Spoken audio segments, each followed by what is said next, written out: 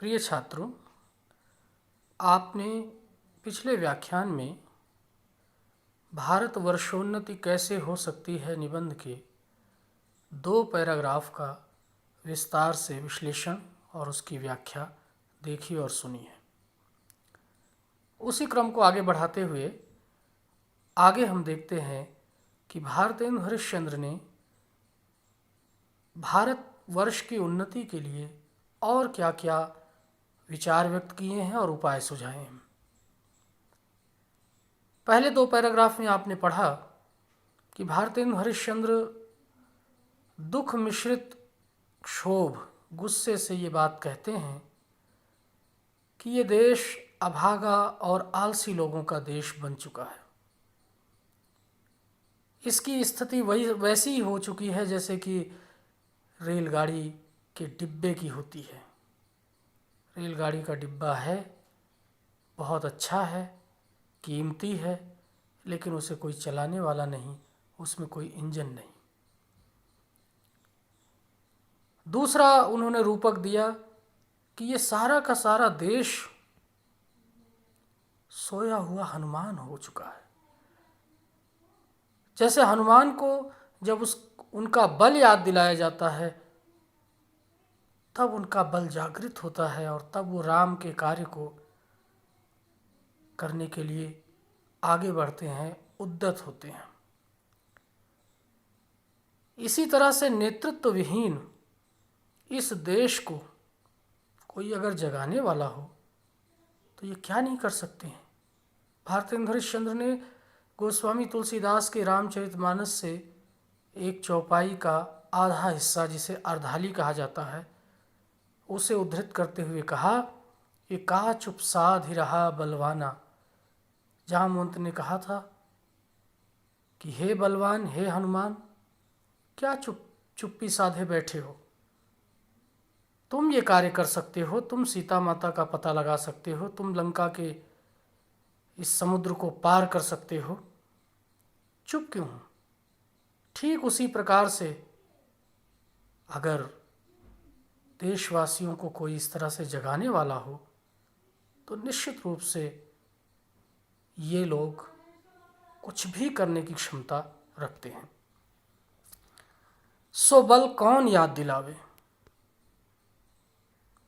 रामायण में तो जामवंत ने हनुमान को बल याद दिला दिया था, लेकिन यहाँ हिंदुस्तान में इन हिंदुस्तानियों को, सोए हुए हिंदुस्तानियों को, उनकी क्षमता, उनकी शक्ति का परिचय कौन कराए? उदाहरण देते हैं कि हिंदुस्तानी राजे महाराजे, नवाब, रईस या हाकिम, ये वही लोग थे जिनके पास समय था, जिनके पास शिक्षा थी, जिनके पास चेतना थी। ये 3-4 वर्ग के लोग थे जो उस समय के भारतीय लोगों को सचेत कर सकते थे, जागरूक बना सकते थे। राजा महाराजा, जिनके पास समय, संसाधन और शिक्षा, तीनों चीज़ें थीं। नवाब हुआ करते थे। रईस होते थे। रईस कौन हुआ करते थे? जो धनवान लोग होते थे, व्यापारी लोग हुआ करते थे। इनके पास भी समय था, संसाधन था। या फिर हाकिम। हाकिम उर्दू का शब्द है जो प्रशासन चलाते हैं, सरकारी अफसर जो होते हैं। यही 3-4 वर्ग ऐसा था जिसके पास ये क्षमता थी, शिक्षा थी कि वो सोए हुए हिंदुस्तानियों को राह दिखा सकें। लेकिन राजे महाराजों को अपनी पूजा, भोजन, झूठी गप से छुट्टी नहीं, और हाकिमों को कुछ तो सरकारी काम घेरे रहता है और कुछ बाल घुड़दौड़ थिएटर में समय लगा, कुछ समय बचा भी तो उनको क्या गरज है कि हम गरीब, गंदे, काले आदमियों से मिलकर अपना अनमोल समय खोएं। बहुत गंभीर विडंबना की ओर भारतेंदु हरिश्चंद्र ने इन लाइनों में, इन पंक्तियों में जिक्र किया है कि उदासीनता कैसी है। जिसके पास क्षमता है, शिक्षा है, जो लोगों को जागरूक कर सकते थे, जो राह दिखा सकते थे, वे राजा महाराजा, उनकी दिनचर्या कैसी थी, उनकी जीवन शैली कैसी थी? या तो वो पूजा में लगे रहते थे, या तरह तरह के व्यंजनों का स्वाद लेने में लगे रहते थे, और या फिर वो झूठी गप में डूबे रहते थे। आत्म प्रशंसा में, आत्ममुग्धता में, दूसरों से तारीफ करवाना, प्रशंसा करवाना उनका शगल था, उनकी आदत थी। दूसरा वर्ग था हाकिमों का। तो हाकिम कुछ तो उन्हें सरकारी काम घेरे रहता था, सरकार के मुलाजिम थे, वे सरकारी नौकर होते हैं, अधिकारी होते हैं, तो सरकारी काम उन्हें निपटाने होते हैं। और जब समय बचा तो बाल घुड़दौड़, बाल क्या होता है? एक प्रकार का नृत्य हुआ करता था अंग्रेज़ों के समय में, बाल नृत्य होता था। उसमें इकट्ठे होकर के सब सामूहिक रूप से नाचते थे। घुड़दौड़ या घुड़दौड़ का शौक हुआ करता था। और जो भी उससे समय बच गया तो फिल्में, थिएटर, नाटक। और अगर इस सब के बावजूद इन दोनों वर्गों के पास कुछ समय बच भी जाता था तो इनकी मानसिकता नहीं थी, इनकी मानसिकता नहीं थी। भारतेंदु हरिश्चंद्र ने कटाक्ष किया है, तीखा व्यंग किया है, इशारा किया है, उंगली उठाई है और क्षोभ के साथ, गुस्से के साथ ये बात कही है कि अगर इनके पास समय बचा भी है तो इनके अंदर वो इच्छा नहीं है कि हम गरीब, गंदे, काले आदमियों से मिलकर अपना अनमोल समय खोएं। तो आप देख सकते हैं कि दो वर्ग है, एक गरीब, गंदे, काले आदमियों का, वे जो मेहनतकश हैं, जो खेतों में काम कर रहे हैं, मजदूर हैं, उनके पास वो वर्ग आना नहीं चाहता है, उनके सुख दुख परेशानियों को सुनना नहीं चाहता है, जो उन्हीं के श्रम, उन्हीं की मेहनत पर पलता है। तो बस यही मसल रही। एक उर्दू का शेर उन्होंने पेश किया इस मौके पर कि तुम्हें गैरों से कब फुर्सत, हम अपने गम से कब खाली, चलो बस हो चुका मिलना, न हम खाली न तुम खाली। शेर का भाव ये है कि तुम्हें दूसरों से ही फुर्सत नहीं है और हम अपने गम से, साधारण लोग अपने गम से फुर्सत में नहीं हैं, खाली नहीं हैं। क्या गम है उन्हें? रोजी रोटी का, अपने जीवन की जो चर्या है उसी में वो उलझे हुए हैं और तुम्हें दूसरे कार्यों से फुर्सत नहीं है। तो ये तो वही बात हुई कि हम दोनों का तो मिलना संभव नहीं, न तुम खाली रहोगे न हम खाली रहेंगे। और जब तक हम दोनों का मिलना संभव नहीं होगा तब तक उस लक्ष्य की प्राप्ति संभव नहीं जो भारत को आगे ले जा सके। तो बड़ा प्रासंगिक शेर उन्होंने यहाँ प्रस्तुत किया है। हालांकि इस शेर का अर्थ और भी है, दूसरा भी है, लेकिन यहाँ उन्होंने जिस संदर्भ में प्रयोग किया है वो बात को बहुत स्पष्ट कर देता है कि देखिए, दो धाराएं हैं, दो ध्रुव हैं, दो किनारे हैं, मिल नहीं रहे हैं, कोई आ नहीं रहा है। जो रोजी रोटी की तलाश में है, मजदूर हैं, जो किसान हैं, जो साधारण लोग हैं, उनके पास समय नहीं, उतनी शिक्षा नहीं कि वे उन्नति के रास्तों को साफ कर सकें, उन्नति की राह खोज सकें, उसे समझ सकें। और जिनके पास शिक्षा और समय है उनकी इच्छा नहीं है, उनकी मानसिकता नहीं है कि वो सबको ले करके साथ और उन्नति का रास्ता तय करें, पहचान करें, उसे खोजें। तो आपने यहाँ भी देखा होगा कि ये शैली का एक सुंदर निदर्शन है, सुंदर उदाहरण है कि भारतेंदु हरिश्चंद्र ने अपनी बात को स्पष्ट करने के लिए पुनः एक शेर को उद्धृत किया है। और आपने इससे भी पहले देखा कि उन्होंने हिंदुस्तानी लोगों को रेल की गाड़ी बताया, वहाँ उदाहरण प्रस्तुत किया, एक रूपक दिया। फिर उन्होंने सोए हुए हनुमान से तुलना की और अब उन्होंने अपनी बात को साफ करने के लिए एक चुटीले अंदाज में, अपनी ही शैली में एक शेर प्रस्तुत किया कि इन दोनों का न मिलना लगभग वैसे ही है जैसे कोई दो व्यक्ति हों जो अपने अपने में उलझे हुए हों, न उसे फुर्सत न वो खाली, तो मिलना तो हो चुका, वो जो लक्ष्य है उसकी प्राप्ति संभव नहीं है। सो हिंदुस्तान की प्रजा की दशा यही है।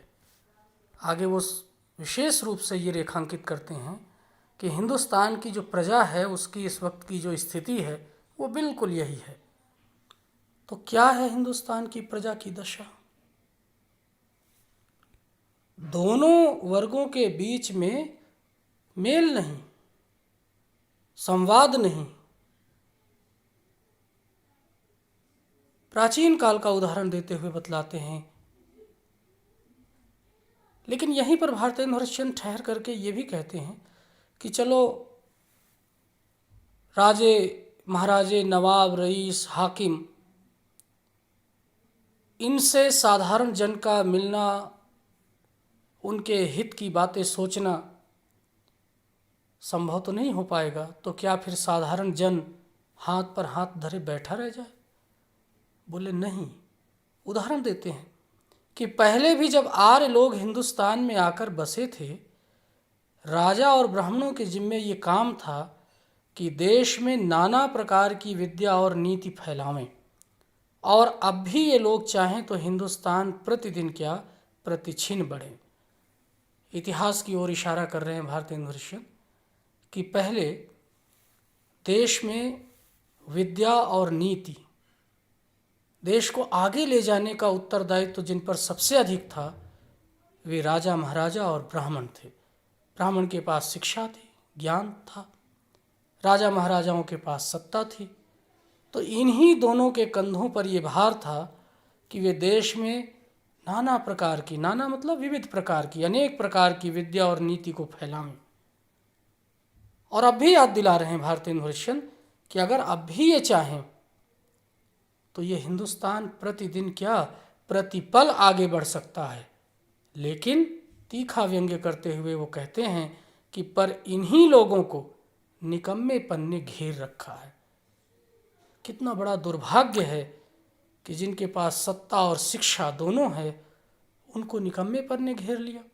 ये 1884 ईस्वी में भारतेंदु हरिश्चंद्र कह रहे हैं। और इतनी तीखी भाषा और व्यंग्यात्मक भाषा का जो वो प्रयोग करते हैं तो वो किसी को आहत करने के लिए नहीं कर रहे हैं। वो स्वयं अंदर से बहुत दुखी हैं, क्षुब्ध हैं, आहत हैं, पीड़ित हैं। इसीलिए वो इस तरह के शब्दों का इस्तेमाल करते हैं कि ये निकम्मे हो गए हैं। इनके पूर्वज निकम्मे नहीं थे, ये निकम्मे हो गए हैं, सो गए हैं। जो ये कर सकते हैं वो नहीं कर रहे हैं। जो नई नई खोज कर सकते हैं, विज्ञान के क्षेत्र में आगे बढ़ सकते हैं, ज्ञान के क्षेत्र में आगे बढ़ सकते हैं, साधारण जन के उद्धार के लिए नई नई तरह की मशीनें तैयार कर सकते हैं, उन्हें शिक्षित कर सकते हैं, उधर ध्यान ही नहीं है। तो इसलिए वो क्षुब्ध होकर के, दुखी होकर के ये शब्द इस्तेमाल करते हैं कि पर इन्हीं लोगों को निकम्मेपन ने घेर रखा है। हम नहीं समझते कि इनको लाज भी क्यों नहीं आती। और आप ये देखिए स्क्रीन पर अपने, मैंने उन अंशों को बोल्ड कर दिया है जो मुहावरेदार हैं। लाज ना आना, शर्म ना आना, निर्लज्ज हो जाना। कह रहे इन्हें इतनी भी शर्म नहीं आ रही है कि कम से कम अपने वर्तमान को न सही अतीत को तो याद करें। क्या है अतीत? कि उस समय में जबकि इनके पुरखों के पास कोई भी सामान नहीं था, तब उन लोगों ने जंगल में पत्ते और मिट्टी की कुटियों में बैठकर बांस की नालियों से जो तारा ग्रह आदि भेद करके उनकी गति लिखी है वो ऐसी ठीक है कि 16 लाख रुपए की लागत से विलायत में जो दूरबीन बनी है उनसे उन ग्रहों को वेद करने में भी ठीक वही गति आती है। उस पुरुषार्थ और परिश्रम की ओर ध्यान दिलाया है जो हमारे पूर्वजों के पास था। उनके अंदर लोभ, लालच, स्वार्थ, भौतिकता के प्रति अंध मोह वो इतना नहीं था। कुटियों में रहते थे, पत्तों के छप्पर में रहते थे और साधना से, विवेक से, मेहनत से आकाश को निहारते निहारते उन्होंने जो गति निर्धारित की, तारों की जो दूरी निर्धारित की, उनके चलने परिक्रमा करने की जो प्रक्रिया को उन्होंने लिखा। कमाल की बात यह है कि 16 लाख रुपए से जो दूरबीन आधुनिक काल में बनाई गई विलायत में, इंग्लैंड में, उससे भी वही गणना निकल कर आई। तो ये कितने गर्व और आश्चर्य की बात है कि साधनहीन लोगों ने जब इतने बड़े बड़े कार्य कर दिखाए, तो जब साधन हैं तो पीछे हटने की कहाँ आवश्यकता है। आगे इसी बात को कहते हैं। और अब आज इस काल में हम लोगों की अंग्रेजी विद्या के और जनता की उन्नति से लाखों पुस्तकें और हजारों यंत्र तैयार हैं कि अंग्रेजी विद्या भी सीख ली, जनता थोड़ी उन्नति भी कर रही है, शिक्षा का दायरा थोड़ा पहले से बढ़ा है, लाखों पुस्तकें हैं, हजारों तरह के विज्ञान ने यंत्र तैयार कर दिए हैं।